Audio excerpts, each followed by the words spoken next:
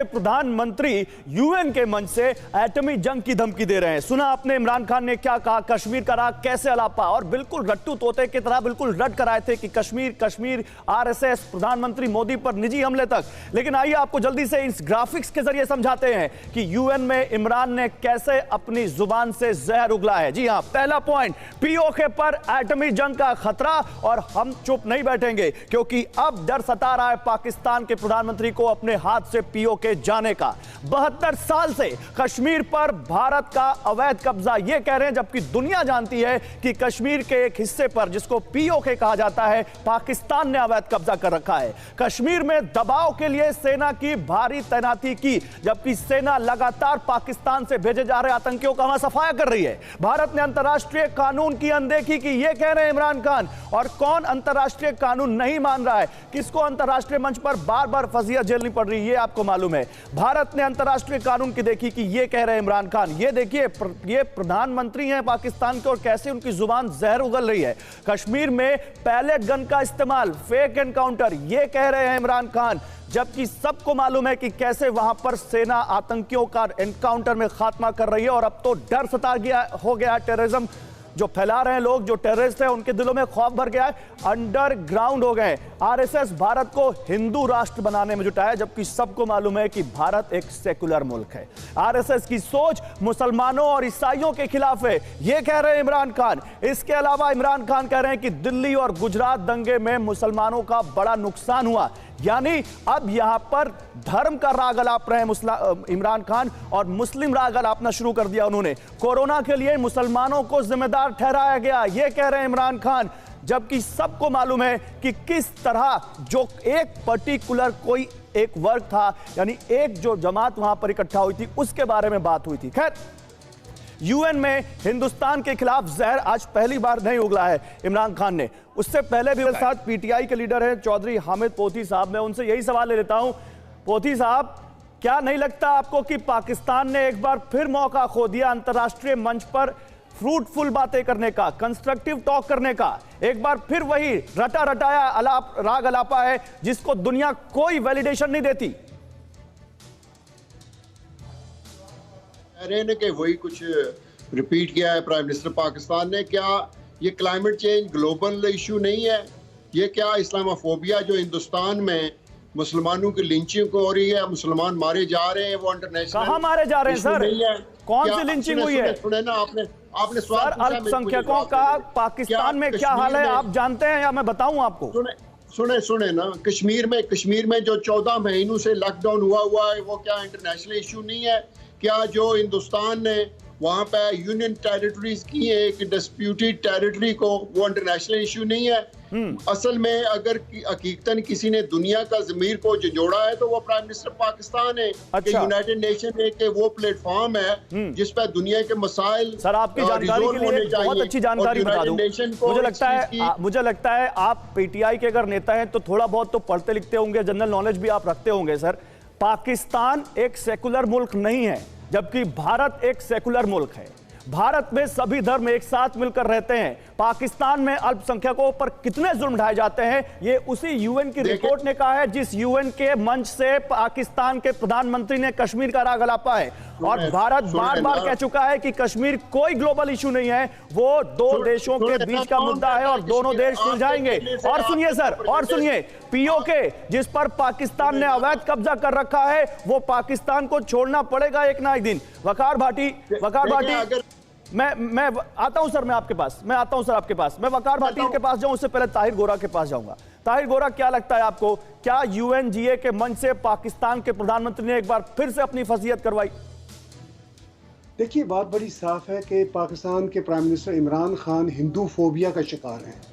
जब से वो आए हैं वो हिंदू फोबिया का शिकार हैं, हिंदू बैशिंग कर रहे हैं, और वो बार बार इस्लामोफोबिया की बात करते हैं। तो अपनी फेल्ड सरकार और अपनी फेल्ड पॉलिसियों की वजह से पाकिस्तान की आवाम की डिस्ट्रैक्शन कर रहे हैं, और उनके पास कुछ बेचने को नहीं है। अभी पाकिस्तान के former prime minister Nawaz Sharif ने कुछ दिन पहले कश्मीर के मसले पे बात करते हुए कहा कि ये जिस तरह की बातें पाकिस्तान के प्राइम मिनिस्टर इमरान खान कर रहे हैं, ये असल में कश्मीर के कॉज को पीछे ले गए हैं और ये इस तरह की बातें कर रहे हैं कि क्योंकि उनके पास कोई कॉज है नहीं सर, उनके पास तो अपना पर्सनल कॉज है। उनको शी जिनपिंग को खुश करना है, उनको बाजवा को खुश करना है और अपनी पॉलिटिक्स खेलनी है, क्योंकि खुद की कुर्सी खतरे में है। इसलिए इमरान खान बस यही सब कर रहे हैं, अपनी पॉलिटिक्स खेल रहे हैं। लेकिन इस बीच किस तरह से उनकी फसीहत हुई है ये दुनिया देख रही है। एक और बड़ी खबर वो बताते हैं अपने दर्शकों को। यूएन में हिंदुस्तान का पाक को करारा तमाचा। इमरान दुनिया को मिसगाइड कर रहे हैं। भारत के प्रथम सचिव मिजीतो विनीतो ने इमरान को करारा जवाब दिया और कहा जल्द पीओके खाली करे पाकिस्तान, क्योंकि पीओके कश्मीर का वो हिस्सा है जो भारत का है और पाकिस्तान ने उस पर कब्जा कर रखा है। पाकिस्तान का पीओके पर अवैध कब्जा है। पाकिस्तान ही आतंकियों को फंड देता है और पाकिस्तान आतंकियों को संरक्षण देता है। पाकिस्तान न केवल भारत के लिए बल्कि ग्लोबल पीस के लिए खतरा बन चुका है। पाकिस्तान झूठ बोलना बंद करे, यह भारत ने करारा जवाब दिया है। Reasonable suggestion to offer to the world. Instead, we saw lies, misinformation, warmongering, and malice spread through this assembly. The words used today at this great assembly by the leader of Pakistan demean the very essence of the United Nations.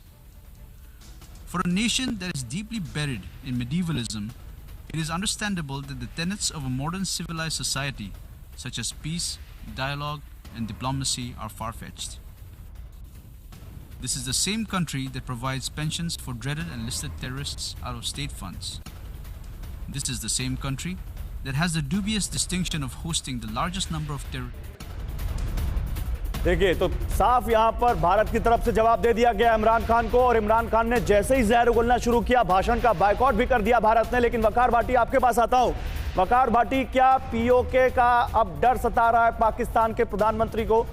अच्छा चलिए मैं आता हूं वकार भाटी, लेकिन एक और बड़ी खबर, इमरान के झूठ को भारत ने सुनने से इनकार कर दिया। जैसा कि मैं आपको बता रहा था, कश्मीर और मुस्लिमों का रोना रोते रहे इमरान, जबकि दुनिया में किसी ने भी उनका साथ नहीं दिया, एक चीन को छोड़कर। जितने रोक कंट्रीज हैं, चाहे वो नॉर्थ कोरिया हो चाहे पाकिस्तान हो, वही एक साथ दिखते हैं। इमरान खान का भाषण शुरू होते ही आप देखिए, तस्वीरें दिखा रहे हैं हम आपको, भारत ने यूएन की उस असेंबली का बायकॉट कर दिया, क्योंकि भारत का यह विरोध था कि पाकिस्तान के प्रधानमंत्री अनर्गल बयानबाजी कर रहे हैं, पाकिस्तान के प्रधानमंत्री झूठ बोल रहे हैं।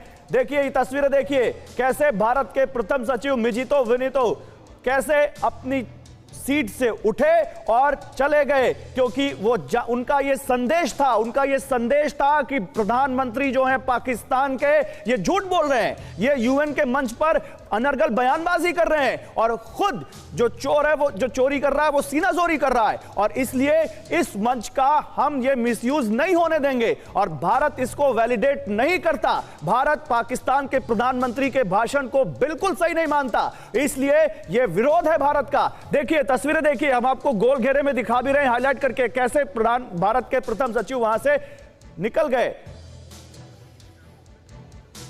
और आइए अब आपको बताते हैं कि कैसे भारत ने इमरान खान की अंतर्राष्ट्रीय मंच पर धज्जियां उड़ा दी, एक एक झूठ का जवाब दिया है। ग्राफिक्स के जरिए हम आपको दिखा रहे हैं कैसे पाकिस्तान की इंटरनेशनल फजीहत हुई है, पाकिस्तान का पैतरा कैसे यहां पर एक बार फिर नाकाम हुआ है। पाकिस्तान ने, प्रधानमंत्री ने, पाकिस्तान के इमरान ने कश्मीर का राग अलापा, मुस्लिमों पर अत्याचार की बात की, जबकि सबको मालूम है कि पाकिस्तान आतंकियों को ट्रेनिंग देता है। भारत को हिंदू राष्ट्र बनाने की कोशिश का राग अलापा, जबकि कैसे अल्पसंख्यकों पर पाकिस्तान में जुल्म होता है दुनिया जानती है। आरएसएस का नाम लिया, एटमी जंग की बात की, जबकि अब तो दुनिया ने मान लिया है कि पीओके आज नहीं तो कल अब का पाकिस्तान के हाथ से जाने वाला है, क्योंकि वो अवैध कब्जा भारत हटा कर रहेगा। तो ग्राफिक्स के जरिए पाकिस्तान की कैसे इंटरनेशनल फजीहत हुई है, ये हम दिखा रहे हैं। अपने पैनलिस्ट के पास जाएंगे अब। वकार भाटी, मैं आपके पास आ रहा था, क्या लगता है क्या पाकिस्तान के प्रधानमंत्री केवल और केवल अपनी पॉलिटिक्स को एड्रेस कर रहे हैं? कश्मीर का नाम, आरएसएस का नाम, प्रधानमंत्री का नाम, क्या पाकिस्तान के प्रधानमंत्री के पास अपना कोई मुद्दा नहीं है? गौरव भाई, पहले तो मैं आपसे ये कहना चाहता हूँ कि आपकी टीम से एक बहुत बड़ी गलती हुई है कि मैं पीडीपी का समर्थन नहीं हूँ। मैं मेरी एक सोशल पॉलिटिकल एक मूवमेंट अभी लॉन्च की है, मैं उसका चलिए कोई बात नहीं, हम इसके लिए आपसे माफी मांगते हैं वकार भाटी साहब, और आप जिस हैसियत से बोलना चाहते हैं आप बोलें, आपका स्वागत है।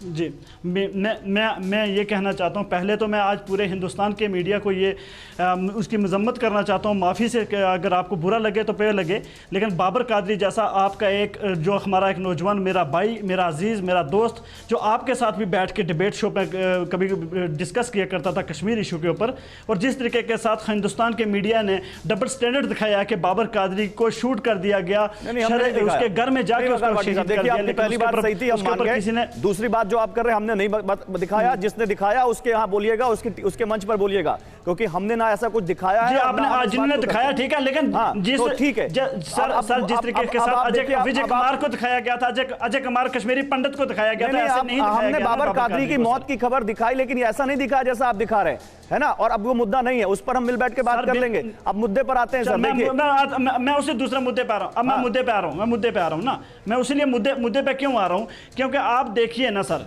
आज 1 साल से ज़्यादा दिन हो गए हैं 370 को ख़त्म हुए हुए। ठीक है सर, इमरान खान का मैं वकील नहीं आके बैठा हूँ कि मैं वकील इमरान खान का ये बोलूंगा कि इमरान खान ने यूएनओ में ये तो हमारे दर्शक तय करेंगे कि मैं ये कहना चाहता हूँ कि क्या कश्मीर के सुनिए सर, इमरान खान का जो राग अलापा हुआ आपको कैसा लगा?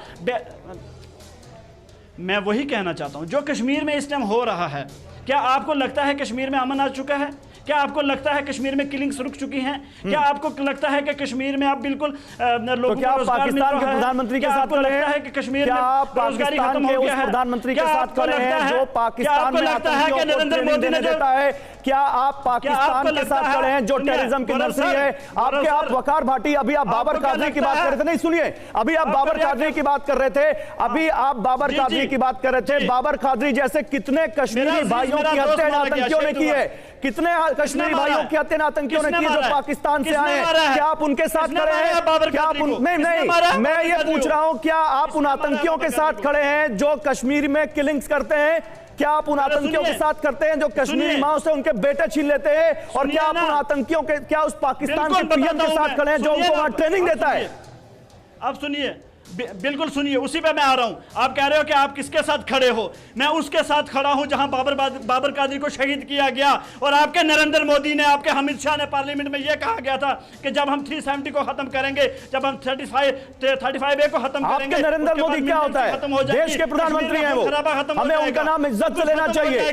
आपने तबाह कर दिया। आपके नरेंद्र मोदी क्या होता है? देश के प्रधानमंत्री हैं वो।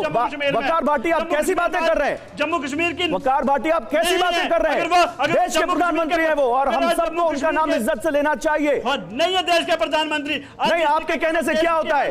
आपके कहने से क्या होता है? आपके कहने से क्या होता है? मैं मनीष आपको लाऊंगा। मनीष, क्या ऐसे लोग हैं देश में जो देश में रहकर पाकिस्तान के प्रधानमंत्री के बयान को इस तरह से इनडायरेक्टली इंडोर्स कर रहे हैं? मैं तो कहूंगा इंडोर्स कर रहे हैं इनडायरेक्टली। क्या इस वजह से भी पाकिस्तान को समर्थन मिलता है और पाकिस्तान के प्रधानमंत्री की बातों को बल मिलता है?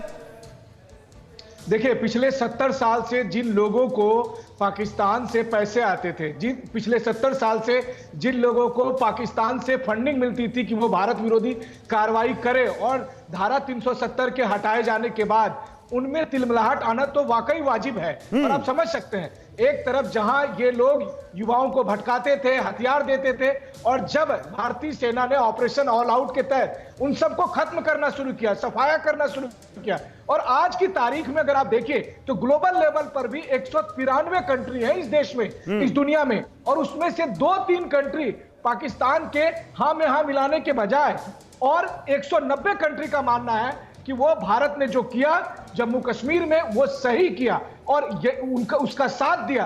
तो आप समझ सकते हैं। और मैं जल्दी से एक जवाब चतुर्वेदी साहब से ले लूं, फिर ब्रेकिंग न्यूज पर जाना है। चतुर्वेदी साहब, जिन कश्मीरी भाइयों की रक्षा सेना कर रही है, जिनके लिए वो शहीद हो जा रहे हैं, कितनी माओ के बेटों को उन्होंने बचाया है, और फिर ऐसी आवाज आए तो क्या बीतती है सर? सीने पर क्या लौटता है? सुना आपने। अब ये आप कह दें कि ये भारत के पत्रकार हैं तो ऐसा नहीं है, टोरंटो से बैठे हुए हैं और ये बड़े न्यूट्रल पत्रकार होकर आपको अपनी यहां पर एनालिसिस बता रहे हैं। रो कंट्री, फेल्ड पीएम, और जिस तरह से बात कर रहे हैं, ये तो इस्लामोफोबिया के शिकार हो चुके हैं। और ये क्यों ना माने, क्योंकि आज जिस तरह से ऑल पार्टीज पाकिस्तान में इमरान खान और आपकी पार्टी के खिलाफ आकर खड़ी हो गई हैं, ये एक बहाना है उस संकट को टालने का। देखिए, मुझे एक चीज अफसोस के साथ कहनी पड़ रही है कि आप बिल्कुल ही एक फेक दुनिया में फेक किस्म का प्रोपेगेंडा कर रहे हैं और आपने लोगों को बेवकूफ बना रहे हैं, रियलिटी से दूर कर रहे हैं। बहुत रियल कंट्री में बैठे हैं सर। सुने ना, आप सुने रियल बातें कर रहे हैं। मुझे जवाब देने का मौका, मुझसे जवाब सुन लेना, आप इंटरफेरेंस ना करें प्लीज। आपने बुलाया है तो जवाब सुन ले। सब दुनिया ये मानती है, यूनाइटेड नेशन ने पिछले साल में 3 इजलास बुलाए, कश्मीर पे आप मानने को तैयार ही नहीं है कि वो डिस्प्यूटेड है। आपने जबरदस्ती वहां पे इंटरवीन कर ली, यूनियन स्टेट बना ली, श्रीनगर को 14 महीने से लॉकडाउन किया हुआ है। हिंदुस्तान के मुसलमानों को सिटीजनशिप के नाम पर उनका कत्लेआम किया है। जीनत बाग में आपने औरतों के साथ क्या सलूक किया है। अगर कोई मुसलमान बाहर निकलता है किसी काम के सिलसिले में तो आपके इंडियन फनेटिक्स का एक मब है जो उनको कत्लेआम करता है। ये चीज आज दुनिया से छपी हुई नहीं है, ना ही छपी हुई रह सकती है। अच्छा ठीक है, आपको मैंने पूरा मौका दिया। अब मेरी बात सुनिए, अब मेरी बात सुनिए, आपको मौका दिया, आप मेरी बात सुनिए। 11 अगस्त 2020 की तारीख आपको याद है चौधरी साहब? 11 अगस्त 2020 की तारीख याद है कि नहीं याद है? नहीं याद है तो मैं याद दिलाता हूं। वो यूएनजीए के अध्यक्ष जिससे पाकिस्तान को बहुत उम्मीद थी, उसने साफ कहा था कि पाकिस्तान शिमला समझौता याद रखे। नहीं याद है तो बताता हूं आपको कैसे ओआईसी में मालदीव्स ने इस्लामोफोबिया के आरोप का करारा जवाब दिया था पाकिस्तान को 22 मई 2020। सर सुनते रहिए। यूनेस्को में भारत ने पाकिस्तान को कैसे दुनिया के सामने बेनकाब किया था 15 नवंबर 2019। कैसे पाकिस्तान को अक्टूबर 13, 2019 में फिर पाकिस्तान ने कश्मीर का मुद्दा उठाया था, शशि थरूर ने बहुत करारा जवाब दिया था। तो ये तारीख दर तारीख बिल्कुल लिखा है साफ। आप दुनिया को कुछ भी पेंट करने की कोशिश करिए, दुनिया वो समझ नहीं रही है। चतुर्वेदी साहब से रिप्लाई लूंगा। चतुर्वेदी साहब, मैं चौधरी साहब आता हूं क्योंकि पैनल में सारे लोग हैं, सबको बोलने का मौका देना है। चतुर्वेदी साहब, ये जो कह रहे हैं, कौन भरोसा करेगा इनकी बात पर? बिल्कुल भरोसा नहीं करेंगे क्योंकि झूठ बोल रहे हैं। इनके प्रधानमंत्री जी ने झूठ बोला, अब ये झूठ बोल रहे हैं। इनसे पूछिए कि 17% हिंदू जब इंडिपेंडेंस पाकिस्तान को मिली थी तब थे, आज कहां गए वो? इनसे पूछिए कि बांग्लादेश में इन्होंने क्या किया, तब ईस्ट पाकिस्तान में मैं वहां पे लड़ा हूं 71 वॉर में। मुझे मालूम है कि किस तरह से इन्होंने अपनी भाई बहनों को जो यंग 20-21 साल की, उनके साथ किस तरह से व्यवहार किया, किस तरह से इन्होंने बुजुर्गों के साथ व्यवहार किया। उगर मुस्लिम इनका जिस तरह से परेशान हो रहे हैं उसके लिए ये कभी नहीं आवाज उठाते। जवाब दीजिए चौधरी साहब, जवाब दीजिए। करीब है खुद यूएनएचआरसी में उइगर मुसलमानों के मुद्दे पर चीन को घेरा गया है। क्या आप चीन की मजम्मत करते हैं उस मुद्दे पर? चौधरी साहब, उइगर मुसलमानों के मुद्दे पर मजम्मत करते हैं? कैसे उनको डिटेंशन कैंपों में रखा हुआ है शिनजियांग में चीन ने, उसके ऊपर बोलिए कुछ। आपके पीएम उस पर क्यों नहीं बोलते? मेरी बात सुने, मेरा जवाब सुन ले। देखें, आप यहाँ पाकिस्तान से कुछ हिंदू फैमिलीज ने वहां पे माइग्रेशन की थी, वापस गए थे तो 2 साल पहले। आप मुद्दे पर नहीं आएंगे। 20 खानदानों को आप लोगों ने वहां कत्ल कर दिया। पिछले दिनों में 11 हिंदू उइगर मुसलमानों के मुद्दे पर आइए ना। लाखों मुसलमान चीन ने कैद करके रखे हैं, वहां आपको मुस्लिम पीड़ित नहीं दिखता। भारत में सेकुलर कंट्री तो आपको पीड़ित दिखता है। मैं आता हूं, लेकिन एक बड़ी खबर, एक बहुत बड़ी खबर चौधरी साहब आप भी सुनिए और हमारे सारे पैनलिस्ट को सुनना चाहिए। आज यूएन के मंच से पाकिस्तान को भी फिटिंग जवाब मिलने जा रहा है, जिसको कहते हैं करारा जवाब। क्योंकि आज यूएन महासभा में प्रधानमंत्री नरेंद्र मोदी का संबोधन है। आज शाम 6:30 बजे पीएम का संबोधन होगा और पीएम जब बोलेंगे तो साफ है कि चीन और पाकिस्तान दोनों को जवाब मिलेगा। आतंकवाद और विस्तारवाद की नीति वाले देशों पर करारी चोट होगी। पीएम इमरान खान के झूठ पर उनको जवाब मिलेगा, क्योंकि आज जब प्रधानमंत्री नरेंद्र मोदी बोलेंगे तो हमेशा की तरह दुनिया एक बार फिर इसको सुनेगी। तो आइए हम बताते हैं आपको कि प्रधानमंत्री का जब संबोधन होगा